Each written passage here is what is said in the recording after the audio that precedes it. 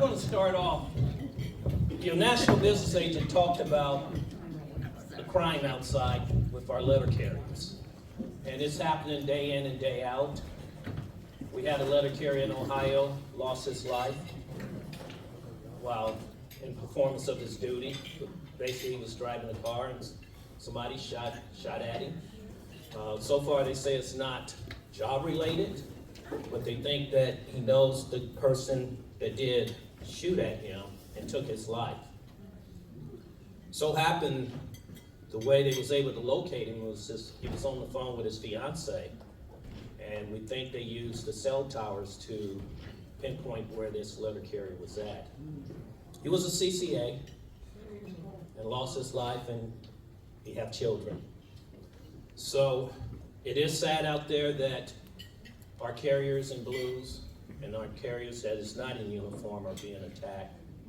And we had a carrier in California, Gardena, California. You all probably saw it on the news. He was jumped from behind by a homeless person that got out of prison, and then they got into a fight. Postal Service didn't want to arrest the guy until the customers on his route complained, and they went out and arrested the guy. He was squatting in a vacant house, and also found out he had a lot of stolen goods in that house from breaking in people's house. But there's problems out there, and like Dave said, let's look out for our letter carriers. The job is getting harder out there, and like Dave said, that carrier's top pay is $76,000. Right now, we are getting ready to go into national arbitration, interest arbitration.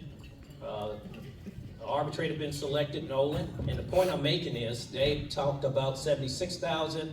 Our national president, Brian Renfro, is looking for us to get a upfront raise. I won't receive it because I'm retired just like you all. And on the front end and on the back end, it brings us up close to $85,000, $86,000. So I can't say that's guaranteed, and continue keeping our COLAs, no givebacks. So that's one thing we're looking going into arbitration, and that's including to benefit all letter carriers, including our retirees. As retirees, you all here to hear what's for you. As far as the index of the COLAs, the next index will be a 0.03, and regarding the cost of living. And you all got to remember, as retirees, nothing is given to us. Postal management is not going to give us anything. We have to earn it, we have to fight for it, we have to show the data why we deserve benefits, to increase our benefit, to increase our pay, and keep our COLAs. COLA is the key to us. Wouldn't you all agree? Yes. So, one thing I would like to say, does anybody in here who's a retiree do not have medical plan Part B? Yeah. Only 2. Now, one thing about it, if you didn't sign for it, there's a 10% penalty each year. Starting April the 1st of this year until I think it's the end of September. 6 months. 6 months. It's a period you can sign up for it. And you will not get hit with that 10% penalty. The Postal Service will be paying that 10% penalty for the rest of your life. So make sure that if you don't have it, and please share the word with others retirees, let them know that period of opportunity to sign up for medical Part B. Take advantage of it, okay? One thing as retirees, we always say, watch out for the scammers that call you, knocking on your door, and they try to get over. And we get up in age, they do take advantage of us. Watch out for that. Any retirees in here that was carrying mail in the 50s? In the 50s. Uh-oh. Oh, we got one. Give him a hand. What year did you start? September the 6th, 1959. 1959. I wasn't even born. I didn't make 6,000 either. So when you started, what was the salary or the hourly rate in 1959? If you remember, just give a guess. $1.92.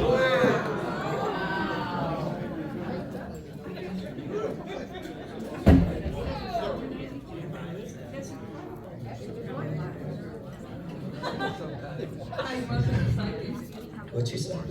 I guessed $1.92. Yeah. All right. Okay. All right, let me go back to him. 1959.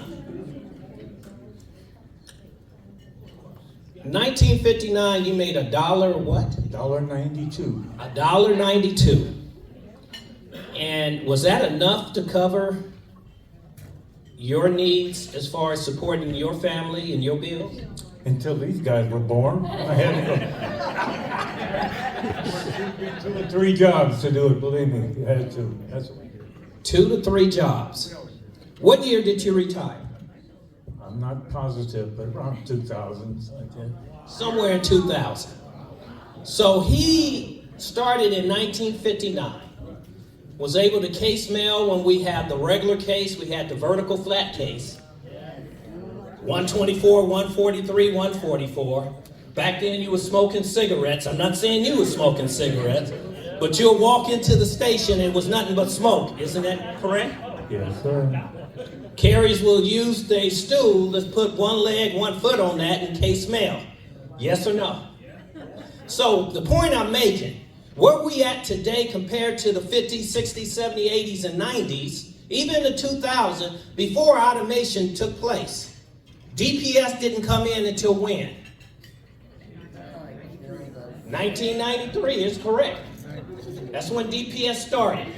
We had DPS coordinators. At that time, our national president was Vinnie Sobrano. He was the DPS coordinator. So, the point I'm making, before automation, and we continue to go into automation right now, how much mail, let me go to Joe because his memory is not too good, since he remembered, in the 70s, leading up to the 80s, how much mail volume did carriers, he or she was casing in a morning? Approximately 2,500 to 4,000 pieces a day. Average office time is 3 hours, sometimes 4. That is correct. Letters and flats. But right now, today, to this current, the current right now, letter mail volume didn't even equal to what we did back in the 80s, in the 70s. It started changing in the 1990s because of automation of the machine, autonomous. Carriers today think the letter mail and flat is heavy, but it's not compared to what we used to case, raw volume up into the case. Our biggest problem was the smoke. If you was a smoker, it was terrible. On top of it, we had vertical flat case. Can you tell them what was the vertical flat case? The original flat case. Flats weren't always handled just cased directly into the case. They were double cased. First, you cased them in what we called pockets, is what we called them, at least where I was. There were separations in the case where you broke them down by blocks or a couple of blocks, and there was a whole case or two of these separations where they were broken down by blocks. Then you had to pull the flats out that you'd thrown into there for that block, and we called lining them out. You had to spread them out in front of you and collate them in delivery order and put them back in. So they weren't delivered together with the letters. So you had a bundle of letters and you had a bundle of flats. Then you have had ads, which were all addressed at the time. There was no unaddressed mailings.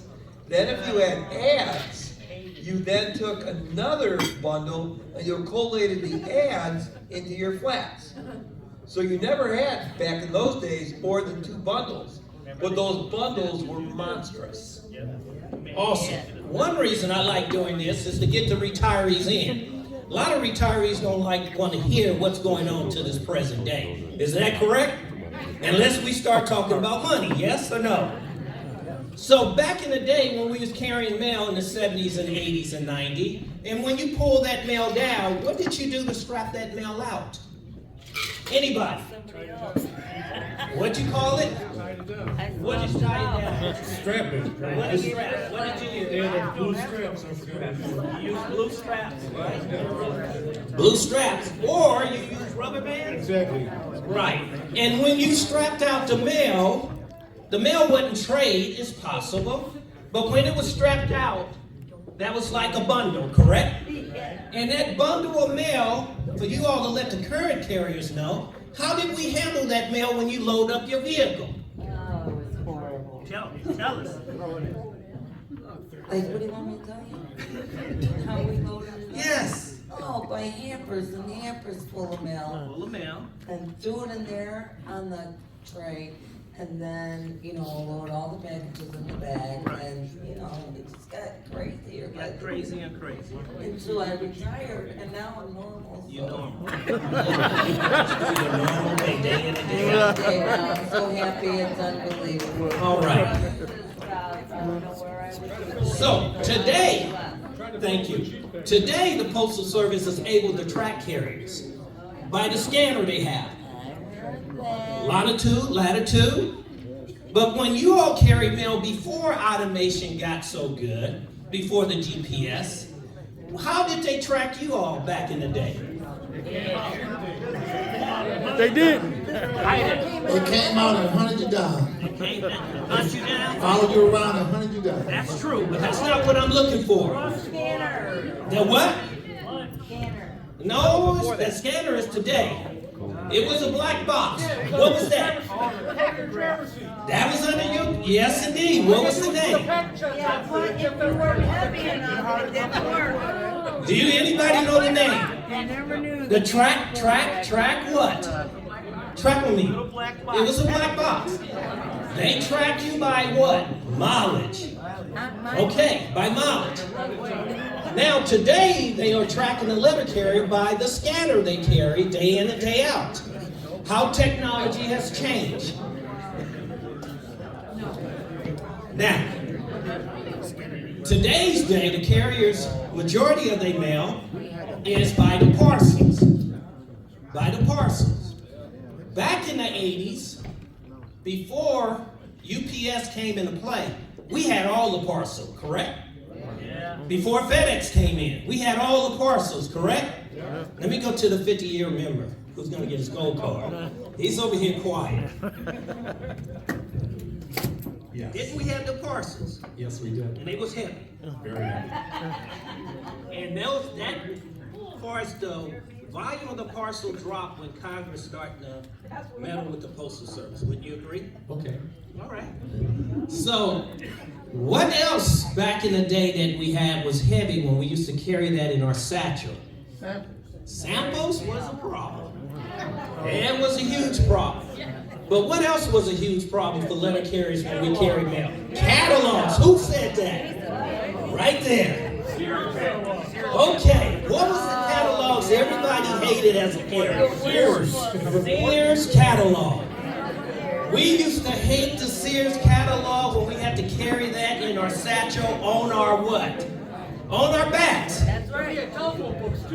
Those catalogs was thick. Thick.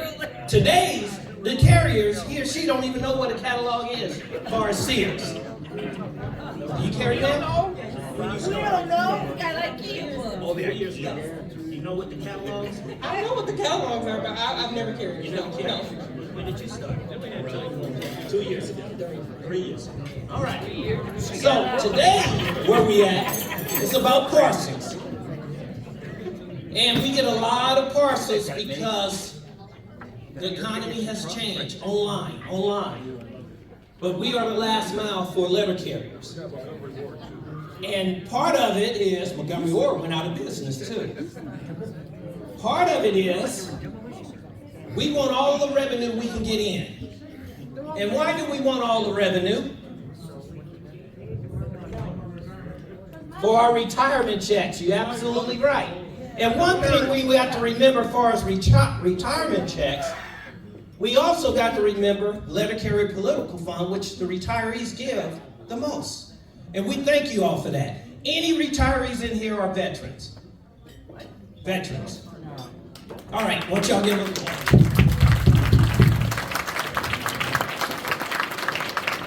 Hey, Walt, I'm looking on time. You doing all right, bro? You sure? Yeah. All right, so when I was talking about automation for the current carriers, now we talk about DPS letter mail, direct point sequence mail, where the machine does the work for us. It put the mail in walk sequence, the letter mail.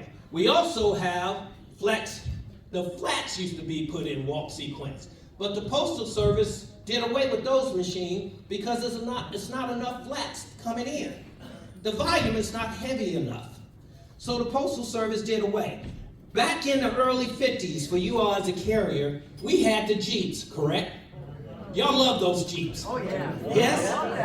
Them Jeeps was awesome. And yes, and then roll over. But which vehicle, and that's a good point. That's a good point. Well, yours roll over because you were speeding around the corner. Yes. Okay, snow. So, what vehicle did we use as letter carriers that did flip over? It couldn't even outrun a dog. A push cart? No. You probably didn't have it out here. It was 3 wheels. What did you say? Huh? She said a tricycle. She said three-wheeler stick shift. A stick shift, a Milster. It was called a Milster. Do anybody remember that? Okay. So we went from a Jeep to the 3-wheel. We went to the sit and stand van. They went to the bus. Then we went to the Pinto that was off the shelf. Who remember the Pinto? It was a piece of junk. Off the shelf vehicle. Then we came to the LOVs. A lot of you all carriers hate giving up your Jeep for them LOVs. Wasn't that correct? So now, guess where we at with vehicles? Back to the Jeeps. So you all want to come back and carry mail. The next generation of delivery vehicle will have forced air. It will have air conditioning, forced air for our carriers. It will will heat up the cabin. It will have everything in that next generation delivery vehicle for our letter carriers to love. So if you want to come back and carry mail, get behind the seat of a whole different type of vehicle that you can have the AC running at all time, the heat running for you, have more room, you can stand up in the back of the cargo, come back and deliver mail. Oh, you will get a raise. Oh, it'll have a radio. But it will be probably taken out by the time you get to the office. So let me get back to the DPS. Where we at today with automation, autonomous, we cannot get away from it. We are stuck with it. It is hitting the clerk craft hard. Nothing can be done. Not just DPS and flats, but you know the next thing that's going to hit us? Anybody can take a guess. AI. That's the next thing going to hit the Postal Service. And when it hit, probably not going to need postmaster and supervisor. We can do self-management ourselves. We can have some, but not in every office. I'm telling the truth. One thing we got right now on one of our committees is talking about self-management. We're going to wait until contract negotiation is over. We don't need the supervisors on the floor. But do we need some type of management? Yes, we do. We do. Because you're going to have some employees that is not willing, going to want to hold their own. But we're still going to need management. But other than that, I'm going to turn this mic back over to your national, I almost said national president, your local branch president. I'm speaking it. But God bless you all. Thank you. I appreciate it.